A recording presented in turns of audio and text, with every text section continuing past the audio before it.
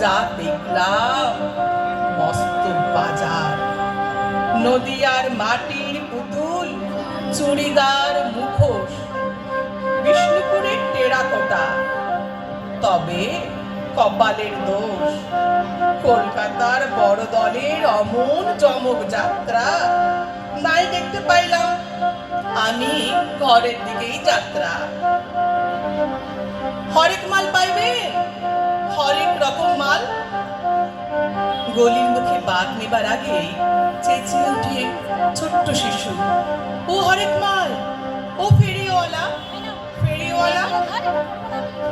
মাথা থেকে ঝাঁকাটা নামাতে নামাতে জিজ্ঞাসা করে, কি নিবা খোকা? জলের মগ, মশলার কৌড়া, কাপড় কাচা ব্যারাস, বান্দরের মুখোশ কি দিমু? তোমার কাছে রাজহংসের মুখ আছে? খুব আস্তে আস্তে বলে ছোট্ট শিশু। কি কইলা? হাঁসের মুখ। ফিরা কও, হাঁসের মুখ নয়, রাজহংসের মুখ আছে তোমার কাছে? এটা কি কইলা?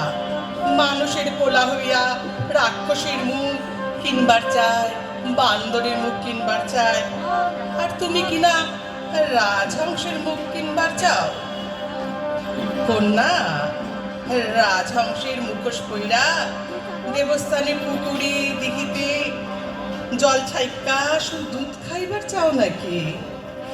ছুরিটা মাথায় তুলতে তুলতে এই দেশে দুধ আর জল আলাদা কইরা খাইবার নিয়ম নাই। কেডা বানাইব রাজহংসের মুখ? ছুরিটা মাথায় নিয়ে আবার সুর ধরে, হরেক রকম মাল পাইবেন, হরেক রকম মাল। রাজহংসের মুখ ছাড়া সব পাইবেন।